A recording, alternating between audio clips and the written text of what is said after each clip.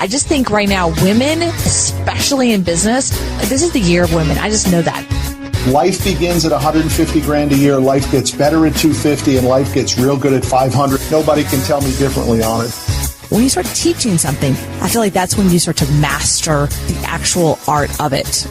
You and I, when we publish a book, we can go toe to toe with any of the New York trade publishers, any of the big time authors. And we get to compete in that marketplace and then let the market decide whether our stuff is good. People forget sometimes as an entrepreneur, the whole damn point of entrepreneurship is to make money. And now here is The Win with your hostess, serial entrepreneur, marketeer, and chief sexy boss, Heather Havenwood.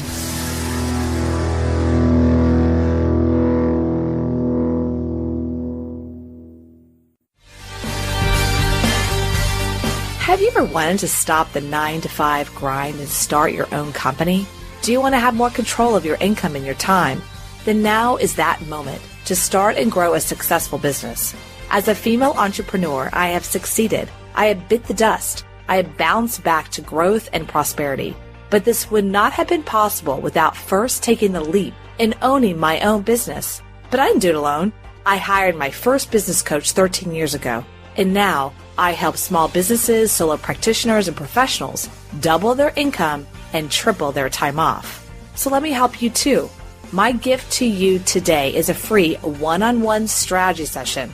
So go to coachwithheather.com, coachwithheather.com, and let me help you double your income and triple your time off. Hey, it's Heather. Is your digestion feeling off? Are you often hungry even though you're eating enough and taking supplements? Are you struggling to burn off that last bit of stubborn fat that will not go away no matter how hard you diet or exercise? I guess I'm talking about myself here. See, it might be your gut. It was mine. That's why I am so excited to announce that P3OM, the Navy SEAL of probiotics, is now available at energywithheather.com. Look, tens of thousands of real people, including myself, has used P3OM to manage constipation, bloating, gas, acid reflux, abdominal pain, and much more. Look, as you'll learn when you go to energywithheather.com, P3OM uses unique and patent strand that has been proven in lab tests to deliver the right bacteria to your gut. So your body has what it needs to let go of all that fat. So look, what are you waiting for? Go to energywithheather.com. That's energywithheather.com. Hi, everyone. Welcome to The Win with Heather Havenwood.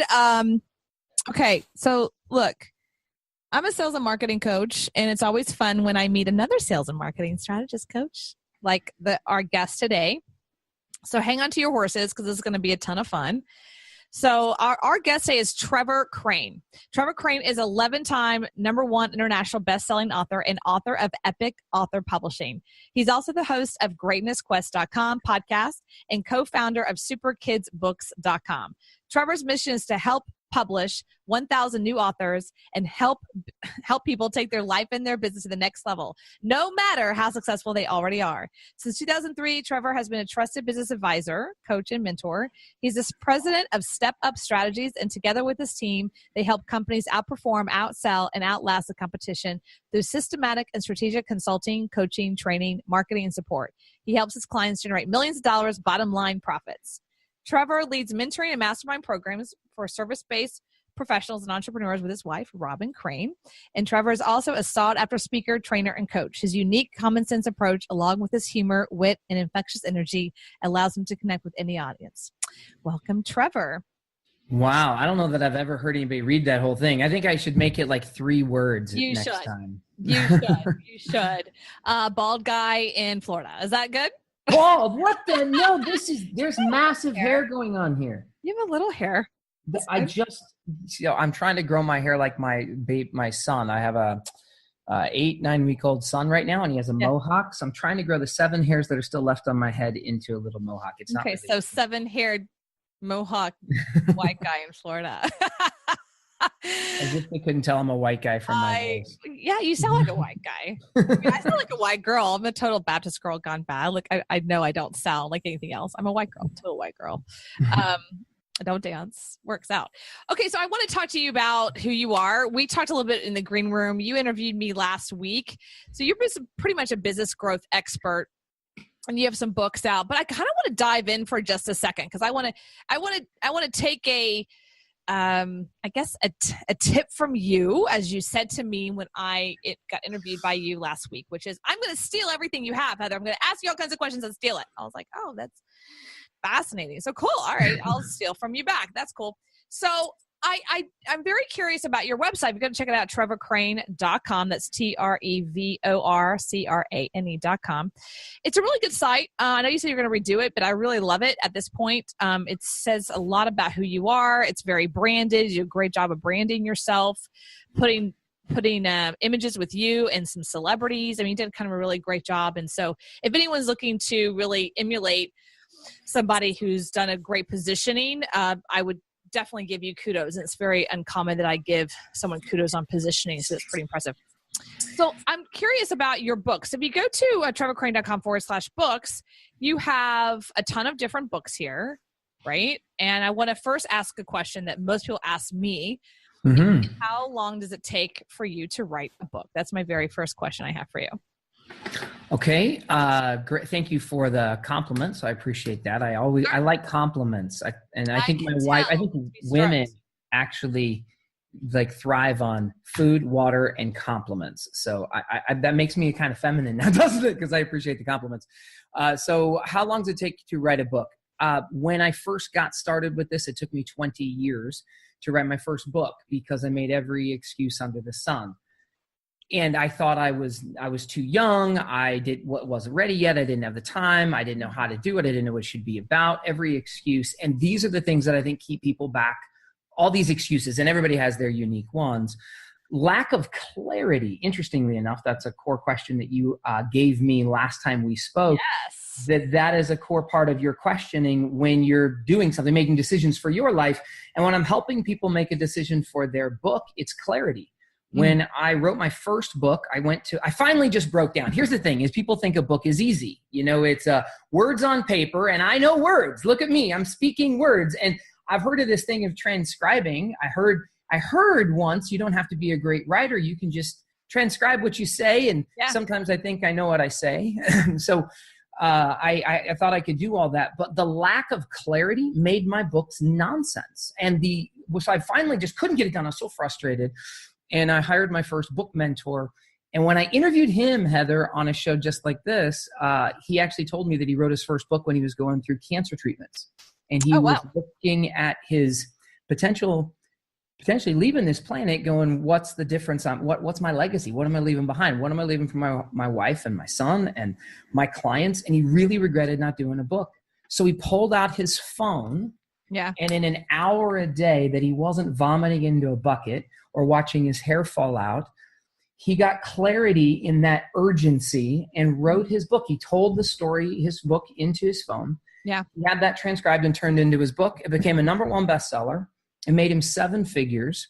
And then he did it again, and then he did it again, and then he mentored a whole bunch of people to do it. And I was interviewing him, and it's not like I hadn't heard this story, but when I was talking to him and I heard the words coming out of his mouth, I finally was like, why don't I just hire this guy? Why am I complicating this process? So I hired him, and I gave him my first book idea. Oh my gosh, it's so amazing. Mike, look at this book idea. And he's like, that's a great idea. But he asked me some questions.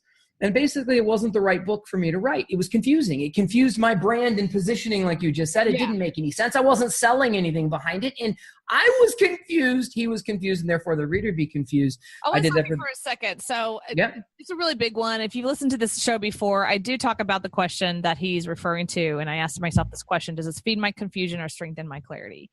And when it strengthens my clarity, it'll strengthen you or yours or the people, the audience's clarity. If it's not clear for myself, it won't be clear for you, clients, and whatnot. So there's a really interesting piece. Can you share who that is? I'm super curious. Yeah, that's Mike Koenigs. Oh, Mike. And He's a pretty great guy. He's awesome. Yeah. Okay. So what was your first book? Because I'm looking on trevorcrane.com/books, and you got a ton of books here. So what was the first birth? What was the first child? 3. It was my 4th book idea when I finally found clarity around my message. So my first book is called High Paying Clients. For those of you who can't see my face right now, I'm holding up the book like Mike Myers in the Love Guru. I'm like, wrote the book, High Paying Clients. So this book became the thing that scared me about writing this book is it became, and this is what I advise my clients. So anybody who hasn't written a book yet, I advise that you try to embrace this strategy, because I decided to deliver what I do best. I decided to give my best content, the things that my clients, as a consultant and working with business owners for 15 years, people paid me to come in and help them sell. So you and I know this, Heather, we were on the same, and to sell high ticket programs and to sell consulting. And I worked with a lot of management consultants and people in service professions. And I thought, well, why would I put all my best stuff in this book? If they get the book, they're never going to hire me again. Hire me. Oh no, I'm going to be scared. This is great, by the way. So I'm dealing right now. This was the client right now. She is literally have this question to me. She emailed me yesterday with this exact this question or concern. Let's call it a concern, because she's a high paying consultant. She's multiple 6 figures a year, over $700,000 a year at least, and she's paid by big. I'm talking like Netflix, big companies. And she's like, but if I put everything in a book, no one will hire me. All right, so let's talk about that. I want to let you just answer that question for her. So I would, like most fears, there are things that aren't really real. Now, they're real if you make them real, but they just don't exist. Like I was snorkeling one time when I was new to snorkeling, because I grew up in Arizona, and I used to tell this story to try to pick up chicks about how I saw a shark when I was on the coast of Fiji snorkeling, and I was all alone. And I told this big story about my fear of this shark.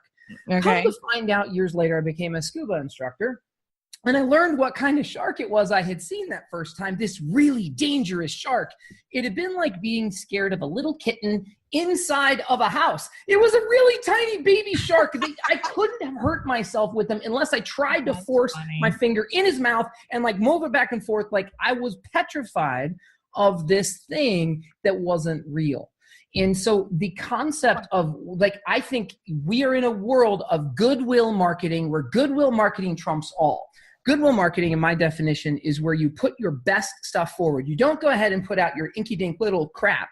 You put out your best content, you give it away, and you created massive goodwill in your audience. Now, some people might not like that message. Good. Those are the people that you're not looking for. Like, those are the people that drive by McDonald's and you don't see the owner of McDonald's or the franchise owner or whatever outside crying and cursing all the bastards driving by his store and not coming in. No, what you do is you're looking for the people that like your stuff, your brand of fast food or amazing, healthy, organic, vegan, nuttiness, whatever you're into.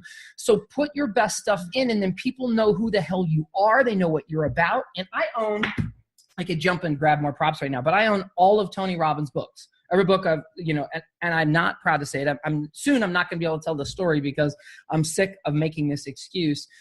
I bought all Tony Robbins books, and I'm proud of them. They're on my shelf. I'm so proud. I can show them to you. They're amazing. Why are you not proud of Tony Robbins' books? I haven't read them. Not one of them. OMG. Okay, so this is great. I'm going to go down this road for a second. All right. So I'll tell one on myself too. I pretty much have all Dan Kennedy's books, and I haven't read all of them.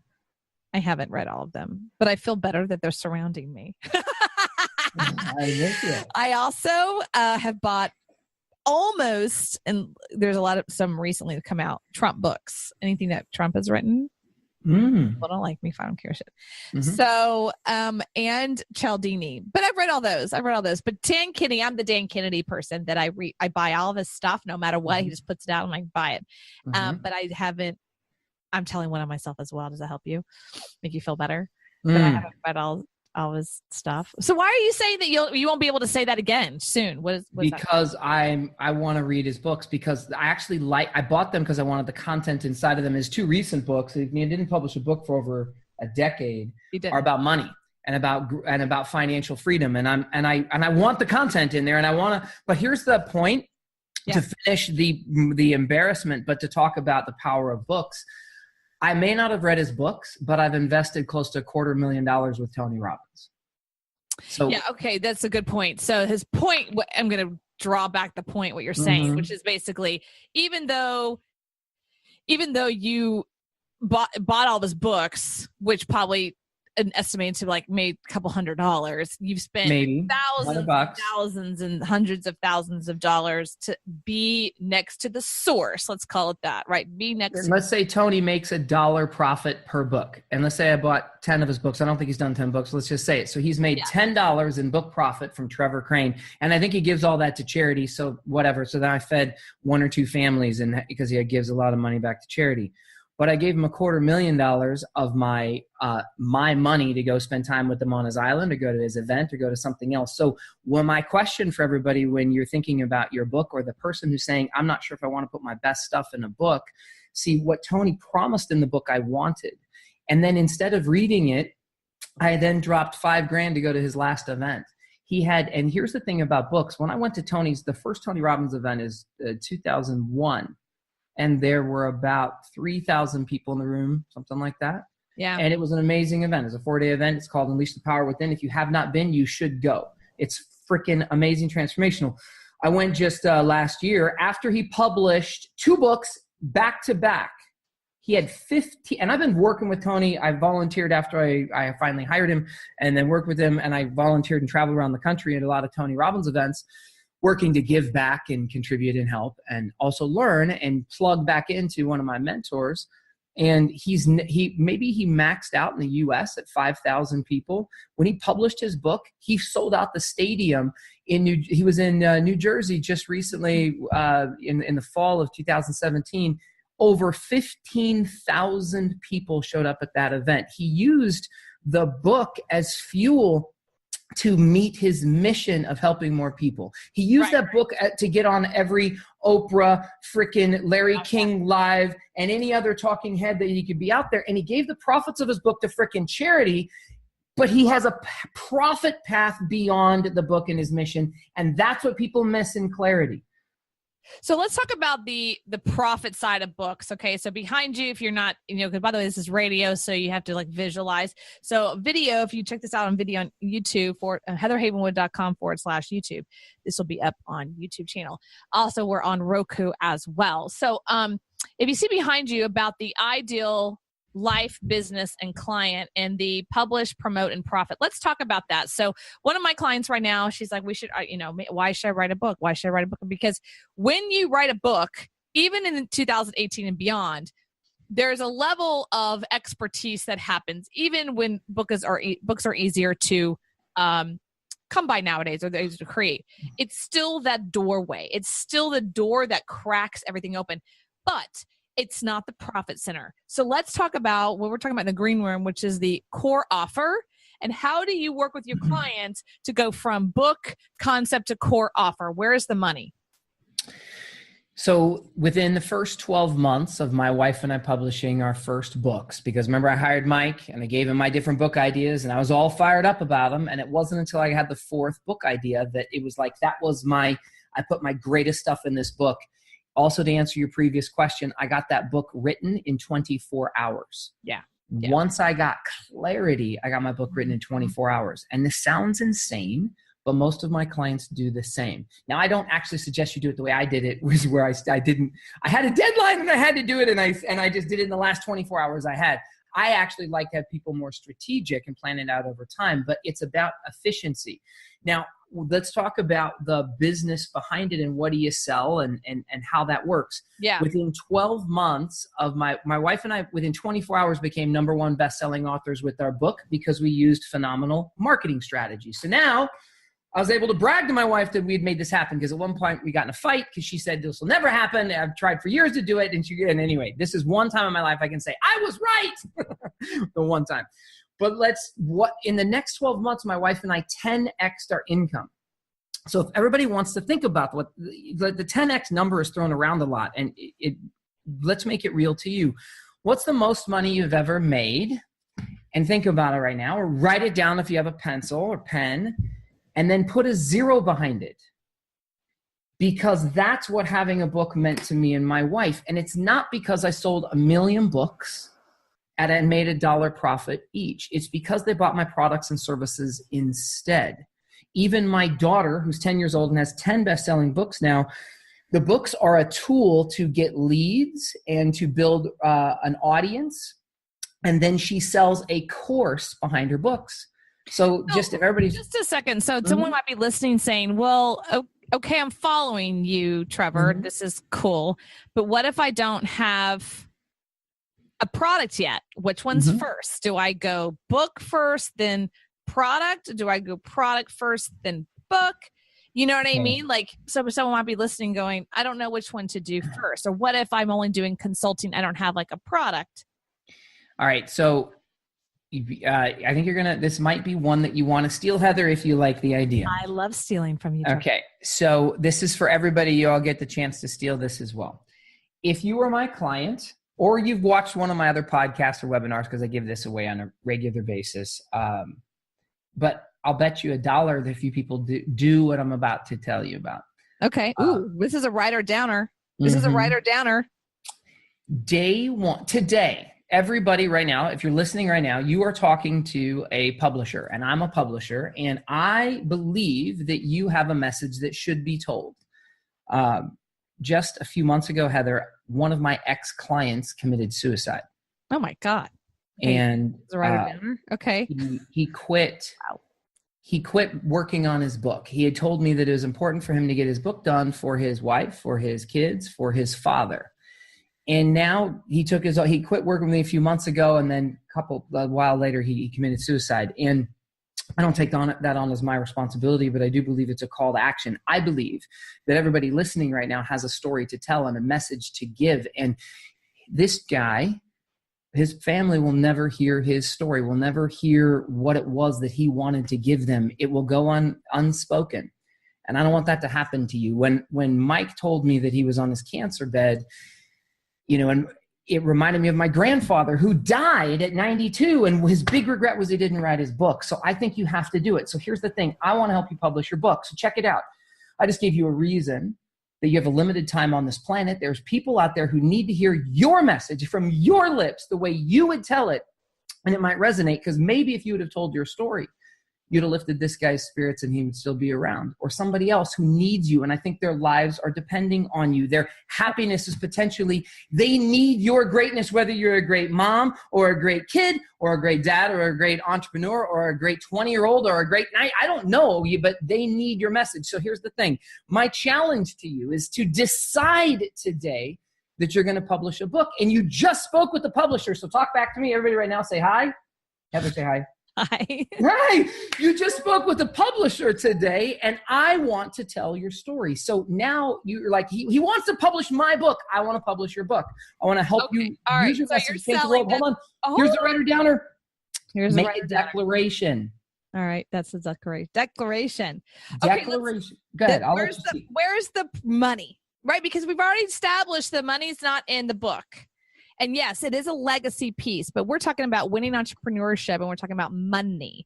So let's talk about money, right? You like this. All right. So look, because here at the end of the day, and I'm going to say, this is my show, so I get to say this, is that my clients don't come to me for legacy. They come to me because they want to build a book to make money. They ask me, if I'm going to spend the time writing a book, Heather, is it going to make me money? That's the question they ask me. They're not worried about their kids. Some people are, but that's not my client. My client's coming to me because they're at $500,000 a year and they want to go to 1.5. And I say to them, they write a book and they go, wow, how is this tool, $19.95 or $9 a month on Amazon, $9 for a book, it's going to bring me to 1.5 million? And that's the question I want to ask you. How does that happen? So here's the challenge of what I'm about to tell you. You asked the question, and then I built some setup. I talked about suicide. I talked about a reason why, and I said everybody's got to make a freaking decision, because I don't think people will do it. I told you, I haven't even given you the secret yet, but it leads to money. I promise you, stick with me here. Okay. So it leads to money. So I gave this advice, the advice I'm about to give you, and I started saying it there, and then Heather and I were both competing for like, hey man, how am I going to make money with this? I got it. So you decide that you're going to do it, and then day one, right now, after you decide, because hopefully you just decided you're going to do it, you make a declaration. This is a public declaration. You say, I'm writing a book. I just talked with a publisher, and you post this online. You post a social media post. You tell people that you're publishing a book and you just spoke with a publisher and you're really excited and your book is going to be about marshmallows, money, whatever it is. Now, this is marketing, because marketing is nothing but communication. And the book that I'm holding in my hands right now is from one of my clients who paid me money. So here's the thing. When you get free advice, typically you don't pay attention, because when people pay, they pay attention. So imagine you paid for my advice right now, like Lisa did. And I'm holding up a number one best-selling book, not New York Times, but on Amazon. Lisa took my advice. She posted on the day I spoke with her on Facebook, and she did one Facebook post and said, I'm so excited. I'm publishing my new book. I just talked with a publisher. I don't know what's going to be about, but I'm so excited. I can't wait for this to happen.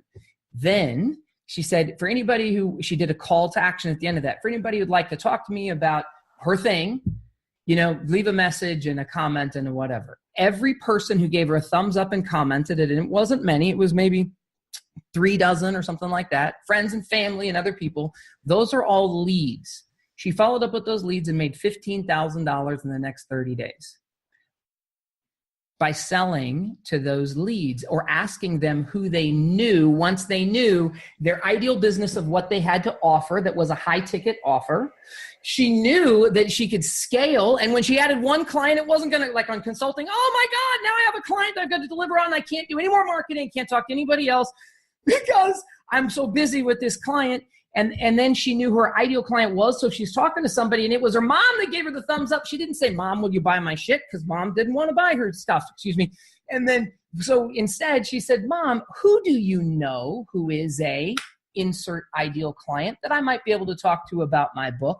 I start off with book marketing from the beginning. And this is billion-dollar marketing. You're modeling the same thing that Elon Musk uses when he says, hey guys, we're going to have a brand new electric car. It's going to be really cheap. This will be amazing. It's going to come out sometime in the next couple of years. I have absolutely no idea. And he made an offer. He said, if you'd like to give me $1,000 deposit today, you can. The car doesn't exist, but he sold 500,000 cars in the next 2 months times $1,000. This is what Steve Jobs does. This is what Star Wars does. They say, hey, we've got a new Star Wars movie coming out. Isn't it going to be amazing? Here's the trailer. Let me tell you about it. You can't see it till Christmas. Sorry. You build desire in your ideal client, and you position yourself as an author from the beginning saying, I'm writing a book. And if you pay attention to some of the thought leaders that you guys might follow, you'll hear Tony Robbins, Grant Cardone, Les Brown, different people talking about their new book that's coming out. Ty Lopez holds up a notepad and then hides it and says, by the way, I'm writing a new book. I just have the first draft right here. If you guys want this, click the button below, opt in, pay me some money. You can join my thing. You sell products and services that are more than $1 behind your book. Okay, so more than $1. You and I talked about this in the green room earlier about your core offer starting at least $5,000. And how we started talking about this is that we were talking about a client a client or someone, and that they are doing their membership. They're excited about their membership model that they're starting at $50 a month. And you said it's $50. $50 a month. And my response was to you, oh, do you suggest that as a strategy? Because I wasn't sure what you'd say. Like, yeah, I suggest. And your response was no. And I was like, okay, we're on the same page. So tell us why we both said no to that strategy. And what's a better strategy? In 2009, I filed a $2.2 million bankruptcy. And one of the core, and then building my life back, I decided to sell cheap stuff. My core offer then, I sold something that was $1. And it was really tough to get ahead. The first thing I sold out the back of that was that actually started making me money. I made a $2,500 sale to a doctor, and I spent one day with them, and I made $2,500. And I was like, wow. Now I sold millions of dollars of products for $1. But the reason why I wrote my first book around high-paying clients is that we should have high-ticket offers. Everybody, I believe, should have one in your arsenal. It positions you better. So the way to design a phenomenal core product is to answer one core question. See, if I told you I had a solution and I gave it to you for $1 or $50 a month or $100, you naturally, our common sense says, well, this is about $100 worth of value. Like when you go to buy a sandwich, you're like, hey, that sandwich is $5. It's $10. That's about a $10 sandwich. We just think that. So this is about $100 worth of value. How much will that change your life? Most of us have spent more at one trip to the bar. Hey guys, anybody else want a drink? And we spent more money on one drink that lasted 2 seconds and you shot down with your friends that made you sick later than like your core offer that you think is going to deliver awesomeness. So the core foundational question to ask instead of your amazing low ticket programs, which I just said, put your best stuff in a book. I'm not saying to hide your content from people. But your core offer should be around this question. How can I best serve my client? I have a golf client, a golfer pro, golf client pro, and he talked to me about his core offer, and he had a plan. He's going to sell a course, which a course is a phenomenal thing to have behind your book, by the way. That's one of the things you can monetize. You can sell for $100, $1,000, whatever. And his course was about $300. And I said, hey, brother, that sounds great. You have a $300 course. And I said, if I took that course, have you sold it to anybody yet? He said, no. And I said, well, if you sold it to somebody, what would happen? Would I get better at golf? And he goes, yeah, probably. Listen to the tone I just used, Heather. Is that a yes or a no? That's a maybe. Maybe. Does that instill confidence and conviction? Yeah. No. I was just sharing this on a Facebook Live earlier today that and I'm just going to say this because I think you can understand it, that when you are in sales, your job is not to be someone's friend. Your job is to make them make a decision, yes or no, on the fence and not stay on the fence. So the maybe is on the fence. So therefore, no one's going to buy. No one's going to buy the maybe. They're going to buy, yes, this will give you the results. Now it's your damn choice to say yes or no that you want it.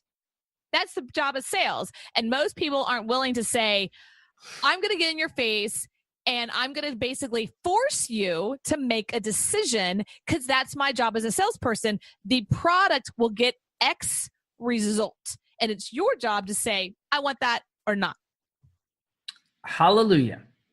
I celebrate the yeses. I celebrate the nos. Yes. And maybes are not an acceptable option. I will collect a no from somebody who's giving me a maybe every day because then I can move on. And not making a decision is still making a decision. It's just deciding not to move forward and to stay with their problems and not get the results. So I want to go down this road. You said how to make a core offer is to answer this question. How can I best serve my client? Let's continue down that path. You mind?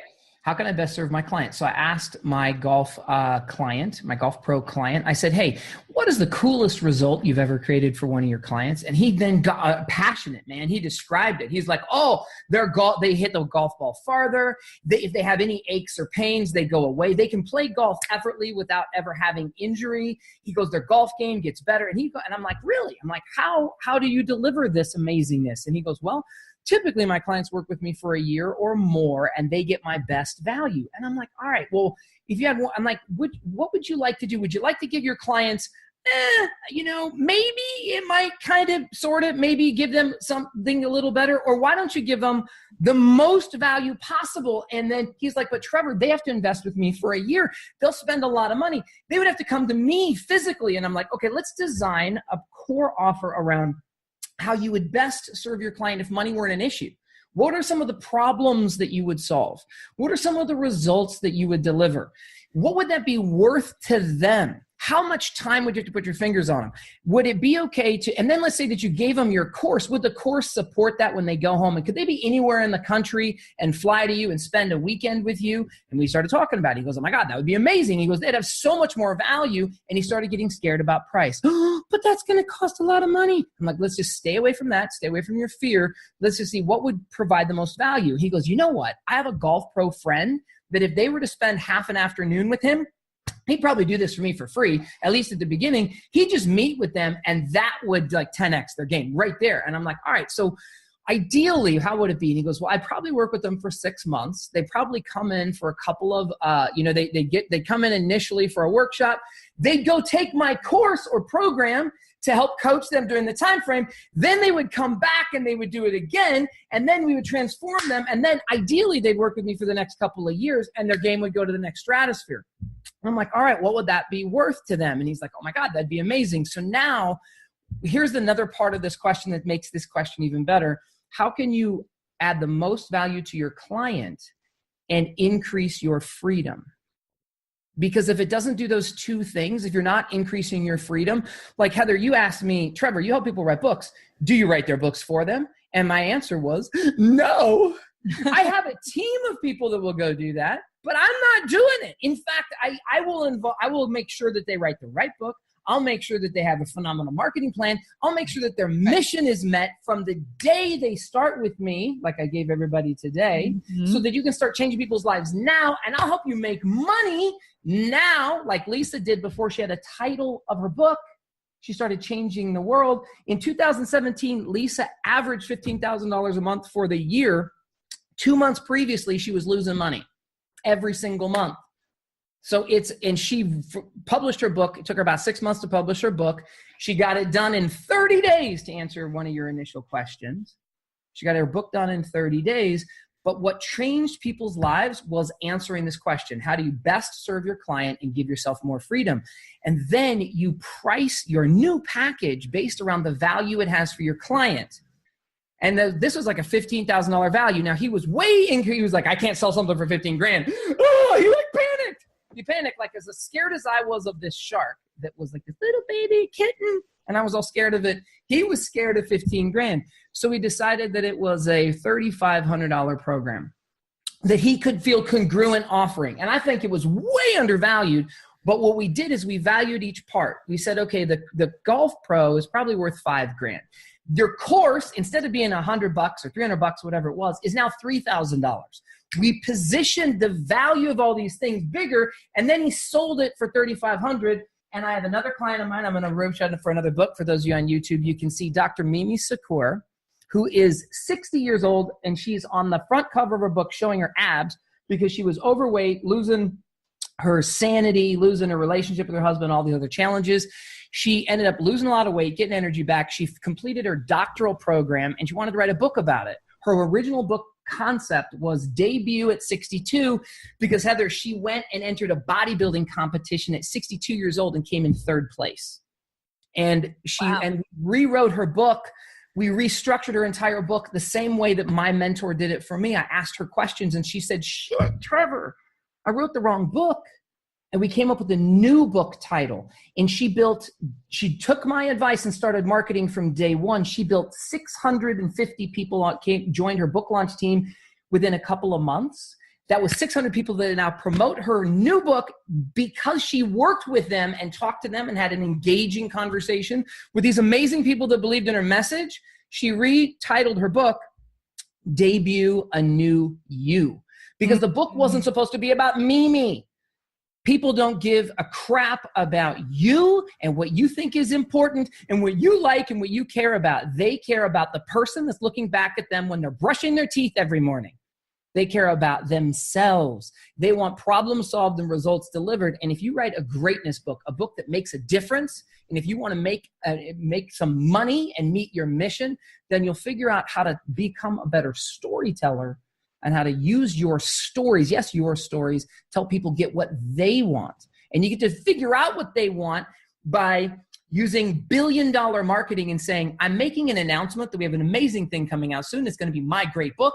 And I'm now going to talk to you and engage with you and interact with you and discover, this is a key word, discover what your ideal clients want and what your ideal clients need. And then you figure the exact language that appeals to them. And now you've done phenomenal test marketing. And hopefully you sold your big high ticket stuff on the back end. Mimi took my advice in the last 30 days. She's sold 10 of her program. It's a 6-month program. She asked and answered this question.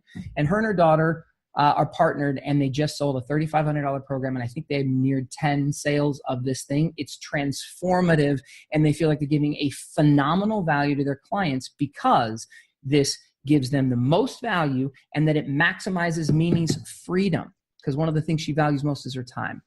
Wow. Well, that's awesome. Wow. That's pretty impressive. So go check that out. I do concur with you that I think it's time that people decided to, they decide to say yes, declare. So let's go over what you said. Declare. You're going to say, hey, we just listened to a publisher. I'm now going to be writing my book. You declare it without actually having the name of the book. That's a big one. I think it's my book. I wrote Sexy Boss in 90 days flat. People always surprised. In fact, I'd like to beat that next time. I don't want 90 days. I'm kind of looking more like 45 for the next one. The one in July, it took longer. I was doing it with a partner. So yeah, we took like 6 months or something ridiculous. But I agree with you. This is a ton of fun. I think people should re-listen to this particular show and this podcast. Go check out trevorcrane.com. We only have like 3 or 4 minutes left. And this is, you kind of action-packed a bunch of stuff. So I just kind of wanted you to wrap up in like a little bow over here about the core offer and explain that the book is the leads to the core offer. And it just kind of re-emphasize how people realize what a core offer is. So core offer really is, and real quickly you said, okay. Well, so, yeah, we got 3 minutes. yeah, you got it. So core offer, if you ask and answer this one question, it can help you design a core offer that doesn't add more stress to your life when you add on new clients. It's how can I best serve my clients and give myself more value? If you position that as being worth a lot of money and a high ticket because you've answered the question about what it's worth to your ideal client, now you are serving them and helping them, and then you sell at what you feel like you're congruent around. Put the price where you feel comfortable and congruent, so you have conviction when you make the offer, so you honestly feel like if you're talking to somebody who needs your offer, that they're blither an idiot if they don't do it. You're like, what? Like, oh, you are not somebody I want to work with. You're blither an idiot, because this is the most amazing transformative thing on the planet. Make sure that you feel that much conviction around your offer and make it worth something substantial. Make it over $1,000. In my book, High Paying Clients, I say any high ticket offer is something that's over $1,000. That can offer transformation. That will get people to pay attention. I love that. Well, that's pretty, conviction is everything. I remember listening to a Dan Kennedy interview, and he asks extremely high prices for his copywriting services. I think at the time he was talking like $150,000 or more or something in that range. And they said to him, the interviewer said, how do you do that? How do you charge that much? And his answer was, I practice in the mirror to say it with the straight face. Basically, the point was it's not about anything other than just being able to say it with conviction and have the balls enough to say it. That's what I got, and I look at, I know that you worked with Grant Cardone. He's similar in his pricing. He's like, this is my pricing, and so be it. This is the deal. If you want to work with me, X, Dan Kennedy does that. And I know you do as well. So that's pretty powerful. And I think you're right. The conviction, the only thing I would say about the conviction, or not the conviction, what you're congruent with is, I think that sometimes you need someone outside yourself to say, no, your offer's too low, Absolutely. We all need help. My story about Mike Koenigs was that I needed help. We all need, my wife works with female entrepreneurs exclusively, and she calls it borrowing the belief. So good. That's great. I love that. Yeah. Mm-hmm. My core belief is that if you want a result you don't have, then find somebody who's phenomenal at getting that result for others. Not just who's great at that thing, but to find the right mentor, someone who has experience getting phenomenal results for other people like Dan Kennedy. And then you hire that person. And then even though you're scared, especially women and a lot of men, like we get scared of sharks and little things that aren't really that big a deal, little kittens, and we're scared of this stuff. You don't have to believe, just believe in your mentor, borrow their belief and take action anyway. I love it. Oh, that's great.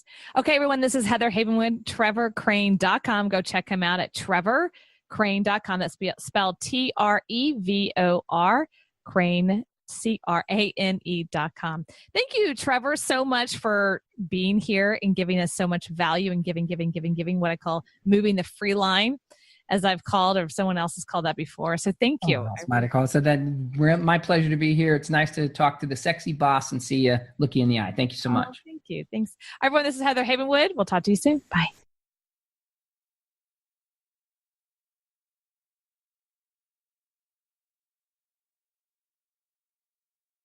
Hey, it's Heather. Is your digestion feeling off? Are you often hungry even though you're eating enough and taking supplements? Are you struggling to burn off that last bit of stubborn fat that will not go away no matter how hard you diet or exercise? I guess I'm talking about myself here. See, it might be your gut. It was mine. That's why I am so excited to announce that P3OM, the Navy SEAL of probiotics, is now available at energywithheather.com. Look, tens of thousands of real people, including myself, has used P3OM to manage constipation, bloating, gas, acid reflux, abdominal pain, and much more. Look, as you'll learn when you go to energywithheather.com, P3OM uses unique and patent strand that has been proven in lab tests to deliver the right bacteria to your gut, so your body has what it needs to let go of all that fat. So look, what are you waiting for? Go to energywithheather.com. That's energywithheather.com.